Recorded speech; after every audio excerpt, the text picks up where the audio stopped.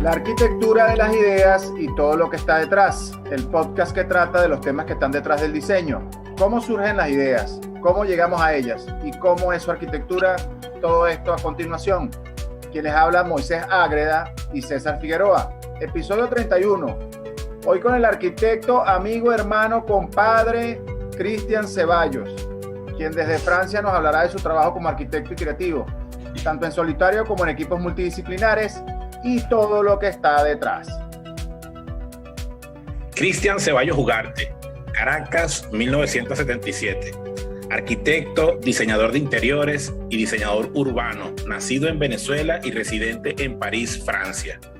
Actualmente, fungiendo como tutor de varios proyectos de último año en arquitectura en la Universidad École Especial, donde ha sido invitado como profesor visitante de 2018 al 2019.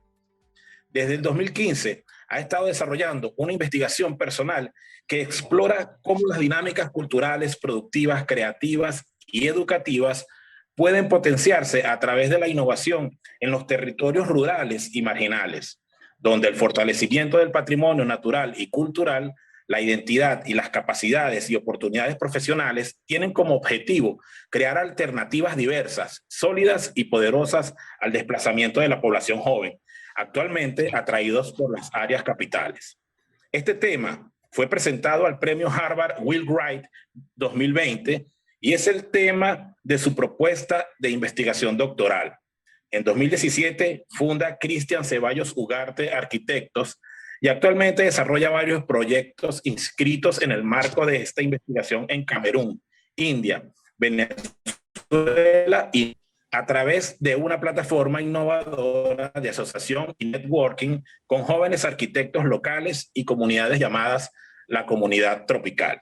Como miembro fundador de ADJKM, en 2010, a través de un concurso, ganaron el diseño y desarrollo del Complejo Sinfónico de Caracas. La construcción del complejo musical de Mucuchíes es una escuela de música rural con un gran impacto comunitario, social, y el núcleo musical Amarillo, un espacio comercial reconvertido en una escuela de música que dará una alternativa a los niños y adolescentes contra vicios y delitos. Su trabajo ha sido objeto de publicaciones en medios internacionales, impresos y virtuales. En el 2004, colabora con Jesús Tenreiro y Alejandro Dapo en la restauración del Palacio Municipal de Barquisimeto. E igual recibió su título de arquitectura de la Universidad Central de Venezuela. En 2009, un postmáster en arquitectura en Architecture des Milieux en la École Spatiale d'Architecture en París, Francia. Con más de 7 años de experiencia docente, liderizando varios estudios de diseño bajo el nombre de Reflexiones sobre el Hábitat en la Universidad Central de Venezuela, Universidad Simón Bolívar y en la École Spatiale d'Architecture, donde desarrolló una experiencia académica con un enfoque humanista, una aproximación a la comprensión de los datos históricos y un énfasis sobre los recursos locales a través del esfuerzo de trabajo en equipo y una transversalidad del análisis crítico de los proyectos. Ha sido invitado como jurado y profesor a la Escuela de Arquitectura FIU en Miami, a la Escuela de Arquitectura PCUP en Lima y a la Escuela de Arquitectura UMEA en Suecia. Les recordamos que pueden encontrarnos en Apple Podcast, Spotify, pues en nuestra bio la información de nuestro invitado. Bienvenido, Cristian. ¿Cómo están? Muy bien. Moisés y César, chamo, gracias por la invitación. He venido siguiendo los programas y escuchándolo lo más que pueda. Y bueno, nada, estoy muy contento de estar conversando y parte de nosotros agradecemos también tu tiempo, Cristian. Y bueno, arrancamos. Yo recuerdo que colaboraste con el arquitecto Jesús Tenreiro en el Palacio Municipal aquí en Barquisimeto y nos llevaste a su casa inclusive Y también recuerdo la bonita amistad que desarrollaron al final de su vida. De allí nos acostumbramos a verte rodeado de maestros de la arquitectura nacional, como de Górburu, Alejandro Dapo y otros. ¿Ok? ¿Cómo entiendes ese proceso del mentor en arquitectura y la importancia del mismo? Bueno, a ver, yo creo que yo llegué al tema de conseguir un mentor de forma muy fortuita. En principio no entendía mucho sobre qué significaba eso, pero creo que de alguna forma existía un espacio entre la academia y entre mi vida personal que necesitaba tener una especie de presencia o de figura que me llevase a una reflexión mucho más, digamos, extendida de lo que significa ser arquitecto. O sea, el tema del mentor no nada más se refiere a aprender el oficio o aprender a ser arquitecto, sino también es como la persona, como a través del entendimiento de esta persona y de principios, digamos, personales, puedes, digamos, aplicarlo a tu propio ejercicio personal. Alejandro Dapo fue ese mentor que me encontró por ahí en una panadería y así como a otros, ¿no? Porque era un tipo que siempre le gustaba como conversar con muchos chamos que estudiaban arquitectura. Él era arquitecto graduado de la UCB. Pero de alguna forma yo fui a la continuidad de seguir conversando con él y a partir de allí me empezó como a presentar otras personas. Llegué a Jesús Tenreiro, llegué a Tomás Sanabria, llegué a Gustavo Legórburu y me apoyé muchísimo en ellos. Incluso al final de mi carrera, o sea, al final de mis estudios, casi rompo en definitiva con los profesores de la universidad, no por maldad ni nada, sino que me refugio en estas personas que me ayudan mucho a la hora de corregirme mis tesis, excepto Jesús, que nunca la quiso ver. Porque él no acostumbraba y no le gustaba tener discusiones de críticas de arquitecturas con sus amigos, si no nos volveríamos enemigos o qué sé yo. Algo así decía, ¿no? Bueno, no me iba a gustar lo que me iba a decir, supuestamente. Pero el tema del mentor me parece muy importante. Hoy en día enlazo la experiencia que tuve con ellos jóvenes con una de las actividades que estoy haciendo ahorita, que se llama Architecture is Free, donde se ofrece mentorship o mentorías gratuitas a las personas, que no es nada más que establecer ese lazo que algún día en la panadería del Tulipán Alejandro tuvo la enorme, digamos, la generosa acción de querer enseñarme cosas, ¿no? O de querer responder mis inquietudes. Eso mismo lo estamos haciendo ahorita. Y creo que es una figura importantísima dentro de la evolución del arquitecto. No nada más el arquitecto, creo que el mentor es una figura que funciona en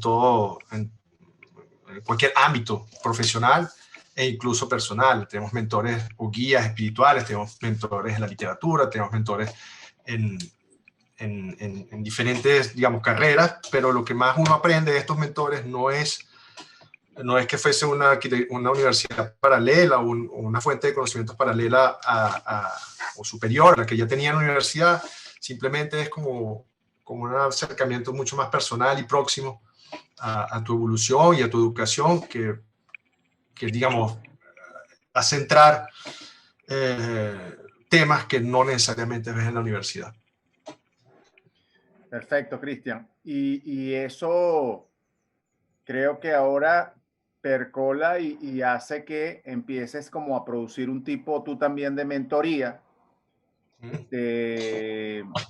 sea, que tú también comienzas a hacer referencia y eso me hace pensar en cómo ha sido dar clases en Francia, en tu alma mater, porque de paso es la universidad donde hiciste tu posgrado. Aunque ya habías dado clase también en la Central, en Caracas. ¿Qué diferencia ves entre estas dos maneras de ver lo académico para la arquitectura? En realidad, a ver, más allá de la experiencia de la universidad de acá, que creo que estructuralmente, a nivel de pensum, a nivel digamos, de la parrilla académica, está muy equiparada, ¿no? Es como algo como casi universal.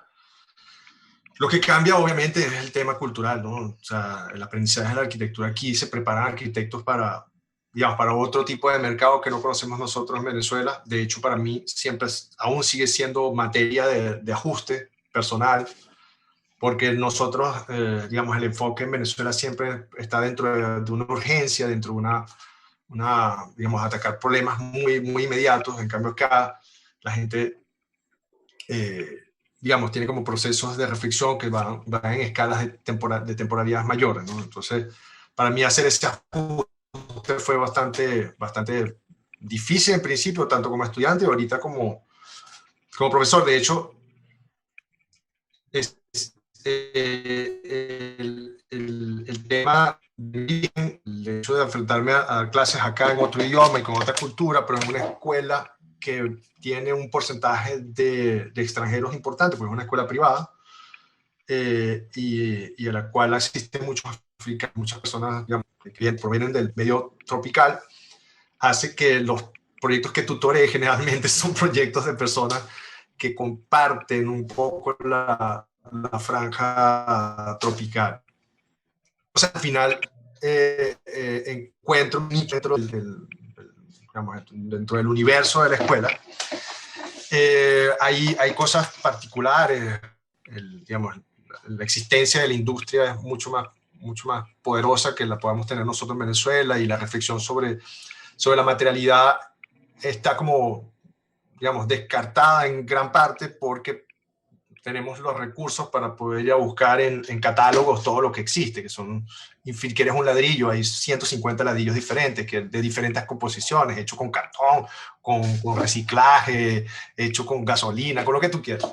Todo, entre más contaminante hasta el menos contaminante lo puedes encontrar, y así en todo tipo de materiales. Entonces, el estudiante acá, o digamos el enfoque que se desarrolla aquí está más centrado en temas, digamos, filosóficos, en proyecciones en tiempo futuro, digamos, a debatir y a confrontar, digamos, los estamentos predeterminados, y se escribe mucho.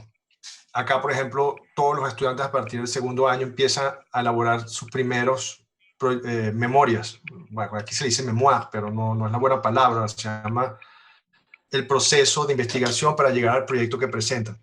Y dentro de esa memoria tiene que haber una postura, digamos, que el estudiante va desarrollando y que está obligado a escribir y no solo a mostrar en un proyecto. Entonces se valora mucho la capacidad del estudiante a pensar, a reflexionar, a debatir, a construir sus ideas con la palabra, y que eso tenga una coherencia, o digamos una transversalidad con el proyecto presentado, con las habilidades de arquitectura que haya desarrollado. Mira, Cristian, yo vuelvo otra vez con el tema de aquí de Venezuela. Sabemos que estás, o sea, que estás yendo y viniendo, ¿no? Y bueno, eso de ganar ese concurso con la circuito de la Orquesta Sinfónica, ¿ok? Me imagino que abrió muchísimas puertas, ¿ok? Y todavía hoy en día Mucuchíes está en curso y está, o sea, ¿cómo pudieras resumir todo ese viaje? O sea, el trabajo con el Sistema Nacional de Orquesta. Es un punto de inflexión en todo el cuento de mi carrera hasta hoy. A ver, rápidamente para hacer un resumen, al principio cuando yo me vengo para acá empiezo a trabajar en agencias de arquitectura, y toda la cultura de la arquitectura aquí está basada en concursos. Los concursos en Venezuela yo habría hecho 1 o 2 de esos que salían por ahí que nunca se hacían, pero acá hice muchísimo, y descubrí que las agencias de arquitectura o los talleres de arquitectura construían todo su portafolio a través de la inscripción en concursos nacionales. De hecho son nacionales y son cortos. Y todo es en concurso, casi la mayoría de las cosas, excepto las privadas o qué sé yo. Eso, o sea, se hace una nueva cultura que tenía, el tema de la concurrencia, el tema de desarrollar proyectos de forma muy rápida, de la reflexión de mis temas de producción de reflexión para el proyecto. y hace que quedamos en algún momento con Daniel Otero, recuerdo que fue el que vio primeramente este proyecto, y estábamos todos los que pertenecimos a DJKM en oficinas, y hace que todos digamos, bueno, vamos a hacer este concurso, ya que nos sentíamos con capacidades para hacerlo. No nos sentíamos con ninguna capacidad para ganarlo.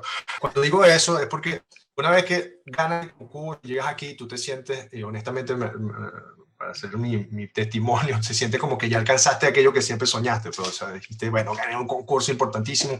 Recuerdo que lo relacioné muchísimo con Jesús, que ya estaba muerto y que él siempre me hablaba de que había... Y entonces me emocionaba, o sea, me hacía como toda una película en la cabeza.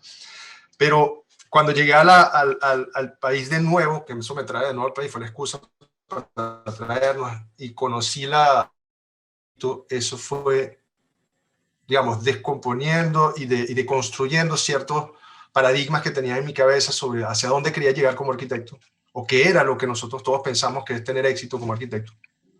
Y me fui introduciendo y redescubriendo cosas que ya había y que César sabe que ya exploraba sobre temas de arquitectura social, sobre cómo poder, o sea, cómo el proyecto puede formar parte real del desarrollo, digamos, social y cultural e incluso económico en el país. Y empecé como digamos, a elaborar eso.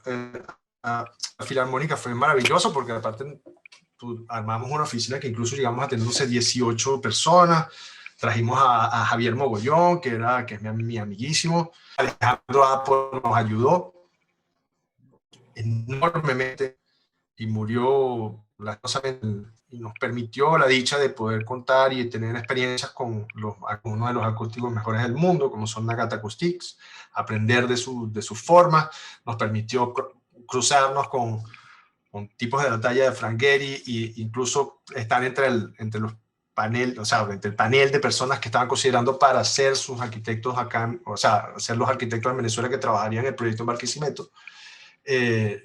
Tuve la oportunidad de poder traer a Franz Suarte, que es un tipo maravilloso que trabaja en escenografía teatral y la museografía, que terminó siendo muy amigo mío hasta hoy en día, pero que la base de ese sistema es Mucuchíes.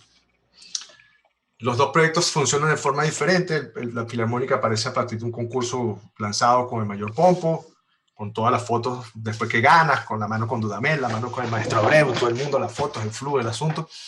Y Mucuchíes empieza a partir de la reunión de padres y de profesores del núcleo de Mucuchíes, donde se plantea una idea que a lo mejor para todos es casi imposible de imaginar, que es hacer ellos un edificio para su chamba, sin necesidad de ir a un ministerio, sin necesidad de ir a jalarle mecate a no sé quién, sin necesidad de descentralizar todo el ejercicio.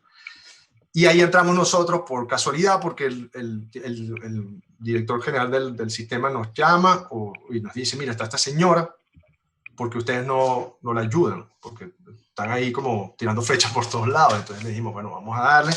Y al final de ahí nació toda una, digamos, una cohesión entre comunidad, como ellos mismos dicen, dolientes, y nosotros, y una serie de personas más que empezaron como a ayudarnos gratuitamente, los acústicos en Bélgica y este escenógrafo.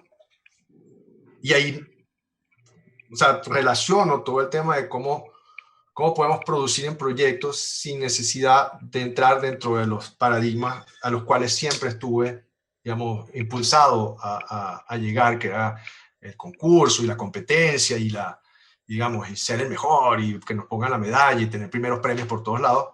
Más bien esto que sucedió aquí, que fue dentro del mismo viaje, como tú lo llamas, en el sistema, nos permitió, digamos, o a mí me permitió personalmente poder tomar el paso y decidir hacia lo próximo que haría, que era dedicarme a trabajar en lo más que pudiese en ser parte de esa producción, como generalmente trato de hacer la analogía, como una producción de una película de cine, de esa producción de un producto, o digamos, de una idea o de una necesidad, a través de la cohesión, digamos, de partes y de actores dentro que le interesen generarlo, porque son de la parte de la comunidad y entienden que ese proyecto va a generar beneficios a la comunidad en diferentes formas.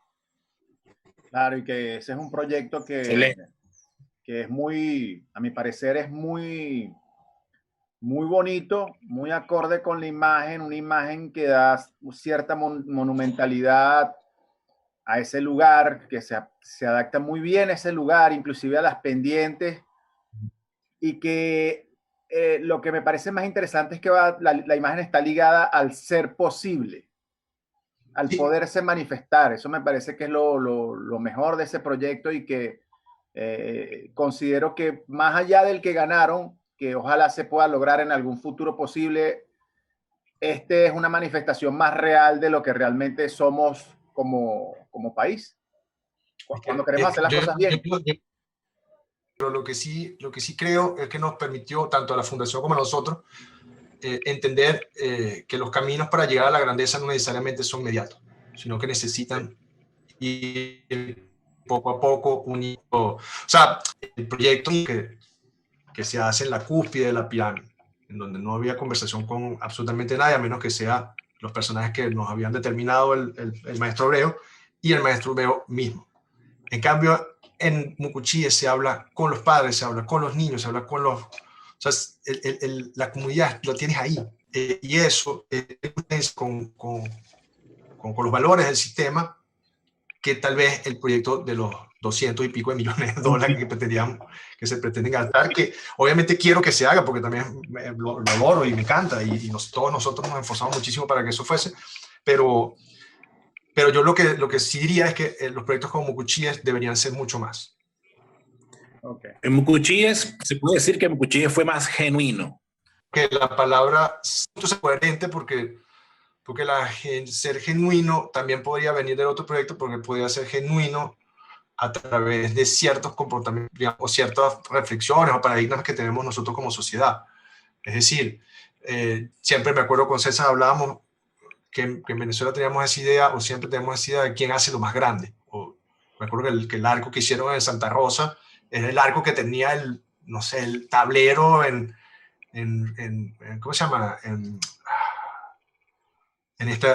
Ahorita lo olvidé, perdón, en esta lectura para ciegos, que más grande de Latinoamérica. Yo siempre, ¿qué importa eso? O sea, ¿por qué tenemos que resaltar hacerlo más grande? Tienes el tema del monumento a Divina Pastor, igual, el más grande del mundo. Tienes el mural más grande de toda Venezuela, está en Barquisimeto. Todo es lo más grande. Y realmente siempre atacamos a eso y no entendemos que es la suma de pequeñas cosas que realmente van a generar esa grandeza mucho más sustentable en el tiempo. O como que si hiciésemos en el momento que se pretende hacer, hoy en día con la crisis económica que tenemos. ¿Sí me explico? O sea, son proyectos que se logran porque hay dinero, porque hay voluntades, como lo más positiva que se pueda, pero que al final son proyectos que si no nacen dentro de una dinámica, digamos, coherente, esos proyectos terminan por ser un peso, ser una carga y no ser lo que pretendíamos que iban a ser. Bueno, recuerdo que por aquellos años hasta Frank Gehry vino a Barquisimeto con una propuesta para la Orquesta Sinfónica de Lara en un terreno que hoy en día está, digamos, ubicado. En suspenso. Y está en suspenso porque no sé, hay algo que quieren implantar allí que no es el uso cultural que debía tener. Sí, bueno, ese proyecto iba a costar un montón de dinero. O sea, en realidad, hay muchas cosas que podríamos discutir, pero creo que el mayor y lo más importante es poder defender los espacios que están destinados para la cultura, si no existan. Pero para defenderlos tenemos que proponerlos y tenemos que, como se hizo en Mucuchíes, agruparnos, no nada más los arquitectos para decir lo que se debe o lo que no se debe hacer, sino con la comunidad y tratar de presentar alternativas. Muy bien. Perfecto. En ese proceso, Cristian, ya has acumulado una experiencia, ya tenemos como 16 años de graduados, es la cuenta que me da. 18. 18, imagínate. No, perdón, de graduado, 2004, no, mentira, estoy hablando de tonterías, 15, doctor. 17 años de graduados tenemos. 17. Ese proceso de acumulación de experiencia y de convertirte en un arquitecto internacional, de llevar proyectos de otros, de colaborar y tu libre ejercicio, ¿cómo organizas tus ideas respecto a esto? ¿De qué manera ves la idea del arquitecto en este mundo multidisciplinar, Cristian? A ver, para mí creo que ahí como, es una pregunta que he estado como conversando en muchas ocasiones, incluso, bueno, precisamente dentro de ese antes y después que conversamos sobre Mucuchíe, sobre cuál es el lugar del arquitecto hoy en día ¿no? O sea, por ejemplo, para hacer una analogía aquí en Francia, las agencias generalmente están relacionadas con una serie de decisiones que se toman en diferentes instancias, que el último que entra somos los arquitectos para poder hacer un edificio bonito en aquel programa que decidieron no sé cuántas personas más que vayan. Y lo que se juzga, en realidad, termina siendo la fachada o qué sé yo, si es más chévere o menos chévere, o más cool en el tiempo, o más contemporáneo o menos contemporáneo, no lo sé, que incluso tiene que tener el voto positivo de concejales acá, son parte del jurado de los concursos, que dirán si les gusta o no. Cuando tú te pones a revisar eso, al final el arquitecto se reduce, incluso en este país de primer mundo, a solo digamos, a un traductor o a una especie de embellecedor de una serie de conceptos que realizaron otras personas. El arquitecto no entra dentro de la discusión de ninguna forma de qué es lo que ha debido hacerse ahí en principio. No entro dentro de la terna de personas que deberían estar discutiendo eso. Y cuando te pones a ver eso, el arquitecto acá su premio termina siendo ganar muchos concursos, salir en ciertas revistas, pero no influir en absolutamente nada. Porque dentro de 10 años vendrá otro arquitecto más jóvenes que harán una fachada mucho más contemporánea y el ciclo continuará. Cuando tú ves eso, el arquitecto redujo su lugar, está completamente hecho como un accesorio en cierto caso. Por otro lado, hay formas de trabajar que son alternativas, en donde muchos de nosotros está tratando de producir su propia voz a través, digamos, del mismo método, de la misma metodología de agruparse con la comunidad, que al final son los que deberían decidir y los que deberían promover los proyectos que se hacen en su sitio, pues, en su sector. Y por eso, de hecho, cuando hablas del tema internacional, mi experiencia en agencias se terminó como en agencias que no eran las mías, pues, se terminó en el 2010 con el concurso. Y luego tuve una pequeña experiencia acá de unos 6 meses en lo que no logré de nuevo volver a entrar en sintonía con la dinámica que sucede acá. Incluso con las libertades que me dieron. O sea, me costaba muchísimo volver a retomar el rol del arquitecto que traduce las morfologías en blanco y que pone las ventanas típicas, digamos, que son estándar para que sea más barato, pero utilizamos ciertos códigos de arquitectura y hasta ahí llegó nuestro rol. A mí me hacía falta más porque ya había probado el tema con Mucuchíe, ya había trabajado con el tema también del amarillo y creo en ese rol que nosotros mismos tenemos que reclamar. Pero para reclamar hay que perder ciertos privilegios, incluso ciertos accesos a algunos medios y eso hay que asumirlo, ¿no? Por eso también en ese tema hago todas estas cosas como lo que es The Tropical Community o la comunidad tropical. Por eso también termino haciendo cosas en África, porque dentro digamos, en la burocracia que existe en Europa, se cercena en muchos casos o se burocratiza excesivamente el acceso del arquitecto a esas decisiones. En cambio, cuando baja a nuestra franja tropical, todavía existen, con todas sus problemáticas, existen los espacios para que podamos aportar, tal vez de forma más contundente, y poder reclamar una vez más un lugar de poder, pero sí digamos, de voz, para ese coro de voz que debería conformar las decisiones, digamos, del hábitat y de la ciudad. Deberíamos estar presentes y no simplemente ser aquellos que la finalizan. Voilà. Muy bien, Cristian. Cristian, ahora que nombras ese trabajo en África, bueno, por todo esto que es una lucha personal, no entendido, esa lucha personal, ¿por qué eso? ¿Por qué desarrollar en este momento esa arquitectura tropical y por qué mirar a África? Lo de África también es que todas cosas vienen para, incluso hablando con ustedes, hay como tantos empates en las experiencias que tengo. El tema de África es fortuito porque yo tengo un muy buen amigo aquí que dejé, que su mujer es de Camerún y él, bueno, está con muchas afinidades con Camerún.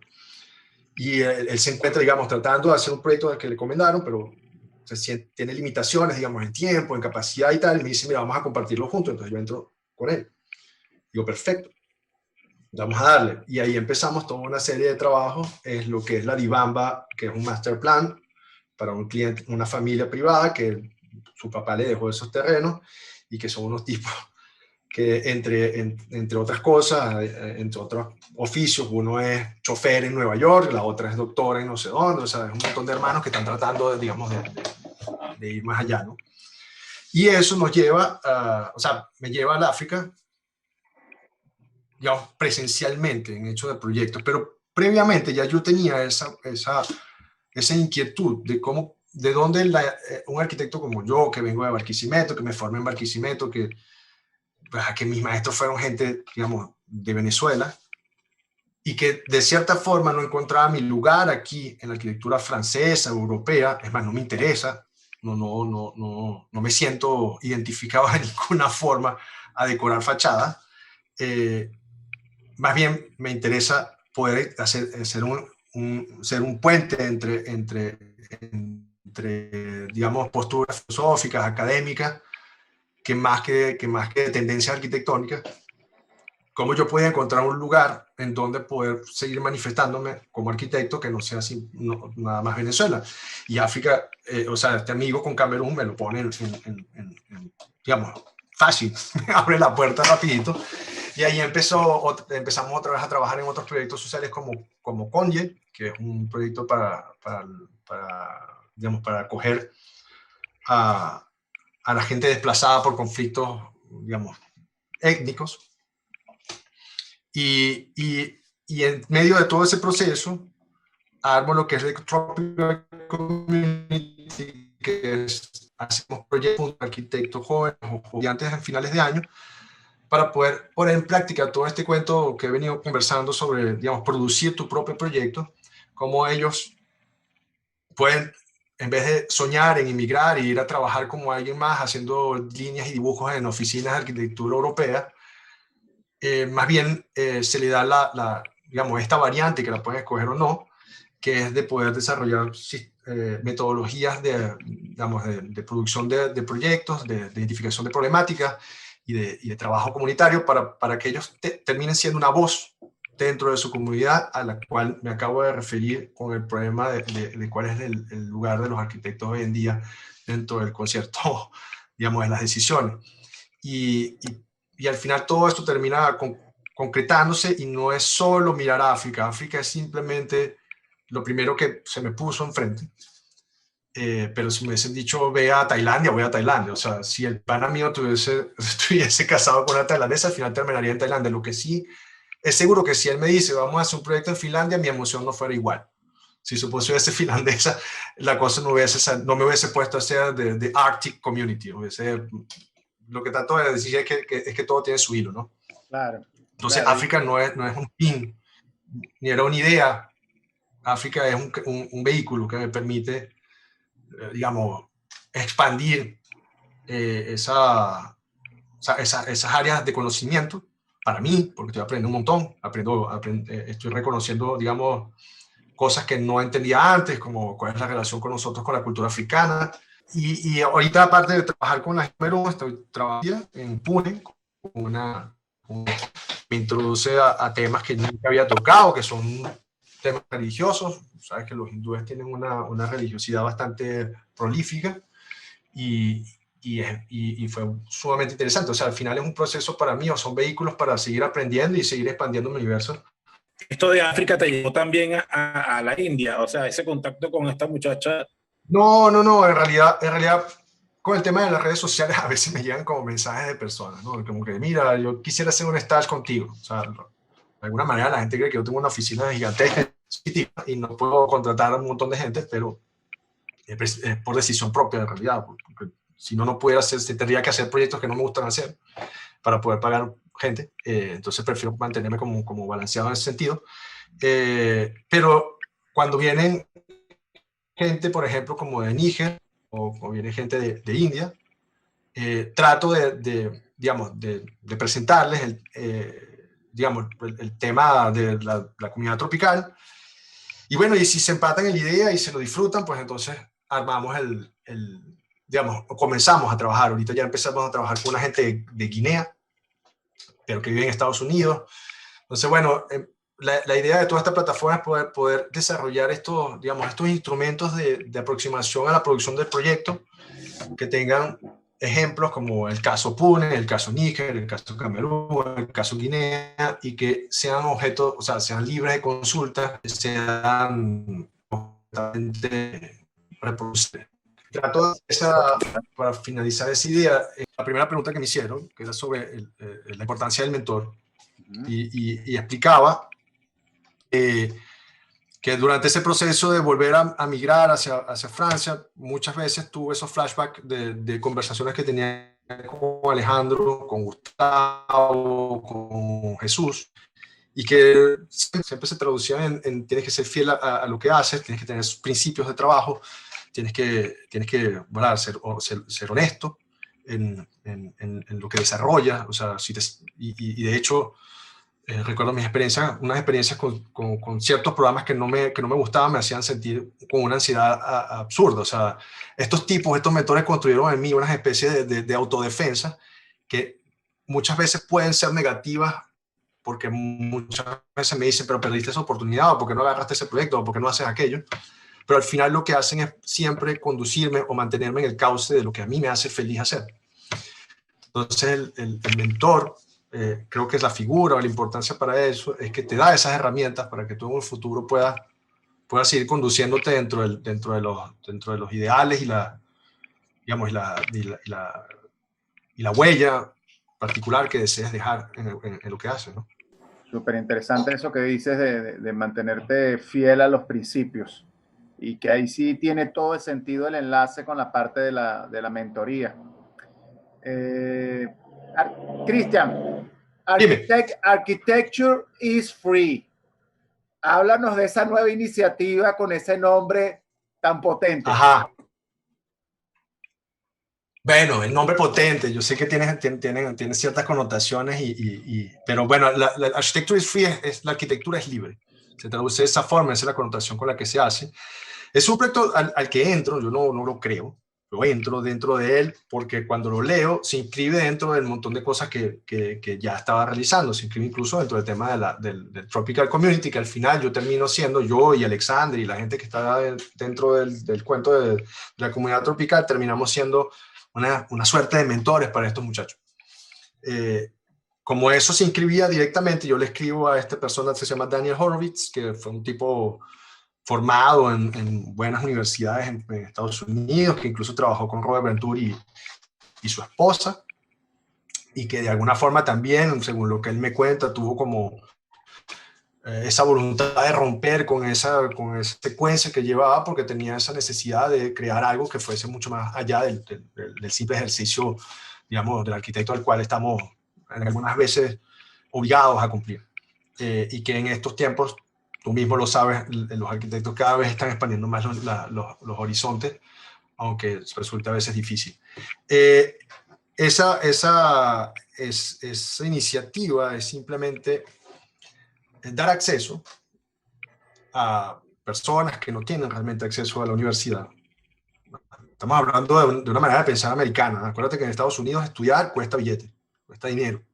En nosotros no. Nosotros vamos a la universidad y es gratis. En Estados Unidos es casi imposible acceder a una buena universidad si tú no tienes recursos o si no tienes formas para poder asegurarte una beca, ¿verdad? Eso quiere decir que hay un montón de gente que queda por fuera, cosa que no sucede en teoría en nuestro país porque hay universidades de acceso libre donde hay un montón de gente. Obviemos el tema país hoy en día, obviamente me van a decir que eso no es así, que ya no hay nadie, que eso no sirve para nada, pero la universidad siempre ha estado abierta. La forma de pensar del cliente o de esta persona, hay un montón de gente que necesita acceso a mentorías. Cuando él habla de mentorías, nosotros hablamos de mentorías, es simplemente, otra vez te ubico en el pensamiento gringo, son media hora hablar con alguien y ya. Para mí la mentoría era ser un amigo que casi era como mi papá. Para ellos el mentorship es simplemente tener una conversación en donde una persona tiene una pregunta sobre un tema, o incluso, como ya nos ha sucedido, hay personas que quieren presentar temas de posgrado y nos los hacen ver y nos piden nuestra opinión. Y bueno, y eso sirve para hacer un networking interesante dentro del punto de vista académico. Y o sea, estamos presentes gente de cualquier cantidad de países. Y bueno, es ahorita un experimento que realmente yo personalmente no sé hacia dónde va, pero creo que es un experimento que se produce a partir de que el embudo de la educación o de la buena educación en temas de arquitectura o el acceso a la educación se ha ido estrechando cada vez más, y que al mismo tiempo los accesos a las plataformas medias como la que ustedes mismos manejan están abiertas para todos. Entonces, ¿qué hace la gente o qué pensamos en este sentido? Que el campo rápidamente, y van a aparecer muchas opciones como estas, de hecho ya existen y siguen apareciendo cada vez más, para poder dar alternativas de educación a las personas que no tienen acceso a ella, que no pueden pagar en Harvard, que no pueden pagar en MIT, que no pueden pagar en Cambridge, que no pueden pagar ni siquiera en una universidad privada en Venezuela, pero que podrían de alguna forma complementar sus estudios a través de estos, digamos, de estas plataformas, que algunas serán gratuitas, como en este caso es Architecture is Free, y que la gratuidad es relativa, porque bueno, la idea es que eso es una fundación, no hay fines de lucro aquí. Pero también digamos, otras ventanas que están apareciendo son pagas, pero que tienen un costo inferior, o sea, estadounidense, y el enfoque en estos momentos está solamente centrado de una manera ingenua o, digamos, naif, no es que ellos quieran todo centrarlo dentro de ese enfoque, pero al ser creado por americanos, obviamente hay una cierta, digamos, matiz. Lo que trataba de establecer es que en los tiempos de hoy, creo que lo puedes asociar a la pandemia, el tema se descubre, digamos, un enorme campo y potencial dentro del acceso a las redes y como las herramientas que estamos usando ahorita en Zoom, cómo estamos educando y cómo es el acceso a la educación. O sea, generalmente, cuando éramos chamos, decíamos, estoy en Barquisimeto, voy a estudiar arquitectura, y muchos de nosotros no fuimos a estudiar a Caracas como realmente era la usanza hacer, porque uno, no teníamos los medios, dos, era muy complicado, o tres, nos crearon una universidad que estaba justo al lado y que, bueno, era más fácil quedarnos en nuestro terruño, pues. En este caso, esas limitaciones físicas empiezan a desvanecerse, pero a la vez eso está ligado, digo yo, al estrechez que está sucediendo cada día más en el acceso a la educación paga. Cuando los americanos pagan por su universidad, y para tener la mejor educación tiene que pagar más aún. Y esa educación se basa en reputación, no se basa, o sea, científicamente no puedes comprobar que la educación en Harvard o en otra universidad sea mejor o peor. Hay una reputación que ha sido construida y que genera ese valor añadido. Esa reputación hace que los cupos sean pequeños o sean cortos, obviamente por el tema físico, y que se juegue también con el tema digamos, del intercambio social. Entonces, al final, quienes se intercambian socialmente en Harvard o MIT crean un network que es pequeño, pero al cual no todos tenemos acceso. Cuando hablo de no todos, estoy hablando de mí mismo incluso. Y que para una persona que está, no sé, estudiando arquitectura en Laos, en su escuela de arquitectura humilde en Laos, el tipo jamás imaginará tener un curso como ese.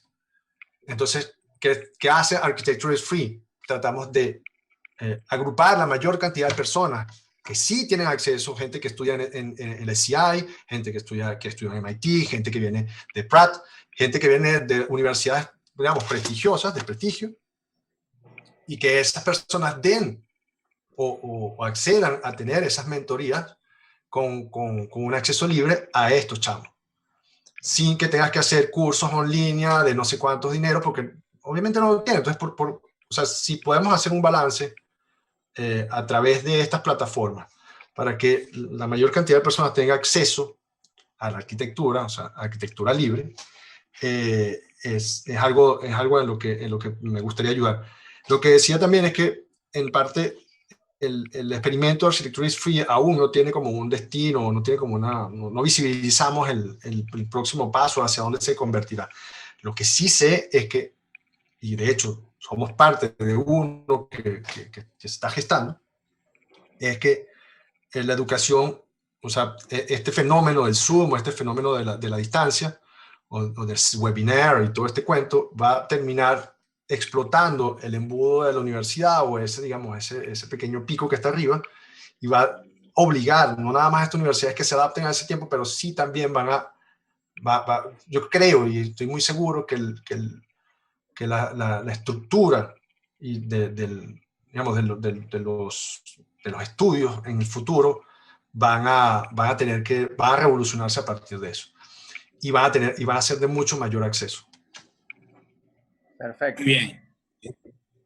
Pudiera decirse que entonces que es una evangelización de la arquitectura, eso que haces porque es como una cruzada, es una, digamos que está no, evangelizar implica un montón de cosas negativas. No. Nosotros lo que tratamos de hacer es crear los espacios para que la gente tenga acceso. Crear los espacios para que la gente tenga acceso y es su decisión. Solo ellos tienen la capacidad de hacer un clic, de decir, mira, quiero hablar con este tipo que trabaja tal tema y se une con mi tema, es que tú quieres conversar conmigo. Eso es todo. Y si ellos conversan, pues eso queda allí. Yo, por ejemplo, el trabajo de Guinea, un chamo que está metido en Architecture Free y que yo hice como una especie de muy siguiente y me dijo, quiero participar, quiero trabajar contigo en ese sentido. O sea, abrir la puerta, es decir, aquí estamos este montón de gente, si quieres llama, si quieres no llama, o no producimos absolutamente nada. Tú siempre has estado conectado, bueno, a una manera de ver sustentable los procesos del arquitecto. Además, nos parece que sabes muy bien surfear las olas de la actualidad arquitectónica. ¿Qué puntos crees que debe tener el arquitecto en la actualidad? ¿Y qué de la práctica arquitectónica a futuro? Oye, rompiendo los paradigmas actuales. ¿Qué piensas? Es divertido porque, o sea, pues con una pregunta así como que dime vaticíname cómo va a ser la cosa en el futuro. Es sumamente complicado, ¿eh? Lo que trato cuando dices el tema de los problemas contemporáneos es que, bueno, hay que estar despierto, ¿eh? Hay que mirar un poco a nuestro alrededor y tratar de tener una conciencia activa para poder reconocer las cosas que van a cambiar. O sea, eso y que no está exento de errores, ¿eh? Eso amerita muchísima capacidad de reconocer tus propias terquedades y de asumirlas. Pero en realidad lo que yo considero, y es hacia donde dirijo mucho mi trabajo de enseñanza, de docencia, es cómo desarrollar esa conciencia, digamos, que no tiene nada que ver con esa conciencia que nosotros le damos a aquel modo moral al asunto, sino consciente de estar despiertos, de saber y de indagar, ¿no? Yo creo que el arquitecto, la primera herramienta que tiene que desarrollar en principio, el arquitecto del futuro, es esa, porque el tema de la sostenibilidad de la arquitectura definitivamente no va a estar en lo que en muchos casos hemos visto en los últimos 25 años que es la gran oficina, la super oficina que trabaja por todos lados, o ella donde esa gran agrupación, incluso agrupación, digamos, de comandas y de metros cuadrados en solo pocas personas. De hecho, mucho que le digo a los chamos con que trabajo en Tropical Community y con la gente de Architecture is Free, es que o sea, la élite que nosotros consideramos de la arquitectura es un puntico de este tamaño y todos queremos estar dentro y tenemos que acceder. Ese rol, eso que tú dices, capacidad de mirar esta base y no de mirar el pequeño puntico donde todos, donde hasta seguimos pensando que es donde debemos acceder. Hay mucho trabajo que hacer y de eso hay muchas personas a las cuales podemos contribuir. Y eso se enlaza otra vez con la pregunta de cuál es el rol del arquitecto hoy en día. Para mí es desarrollar una conciencia absoluta de tu impacto, de tu territorio, de tu lugar, y cómo tú te puedes incorporar o insertar dentro de la dinámica de desarrollo de ese lugar. Más allá de eso, si eso se termina siendo reconocido y terminas teniendo, digamos, viajes y entrevistas y premios, pues maravilloso. Pero claro, es exactamente el mismo camino de lo que hablaba anteriormente sobre el edificio de la Filarmónica del Concurso y el de Mucuchíe. O sea, no es hacer eso es acumular un montón de cosas. O sea, acumular un montón de conciencias y de trabajo consciente para poder, de alguna forma, si será así, llegar a ese reconocimiento. Y creo que eso es uno de los valores que tenemos que buscar más aún, que obviamente, repito, son valores que me inculcaron personas como Alejandro Dapo, que todos conocemos, pocos conocen su obra, pero creo que su obra, más allá de la construida, su obra personal, que construyó muchas personas, incluyéndome a mí, ayudó a construirse muchas personas, incluyéndome a mí, y que hoy en día sigue repitiéndose. Eso para mí es la herramienta principal que hay que desarrollar. Muy bien, Cristian. Bueno, hoy hablamos con Cristian de una experiencia tanto docente como profesional, nacional e internacional, y sobre el proyecto que está gestando ahorita, que se llama Architecture is Free. Muy bien, Cristian, gracias por haber estado en Arquitectura de las Ideas. Coño, chamo, gracias de conversar con ustedes. Me gustaría hacerlo alguna vez en presencia y con una polar en mano. Por favor, y pasará, porque no podemos volver a hablar de cualquier otro punto y otro tema. Recuerden que pueden escucharnos en Google Podcast, Apple Podcast, Spotify y nuestro canal de YouTube y todas las demás plataformas podcast. La arquitectura de las ideas y todo lo que está detrás. Nos vemos. Gracias, Cristian. Gracias, Cristian. Dale.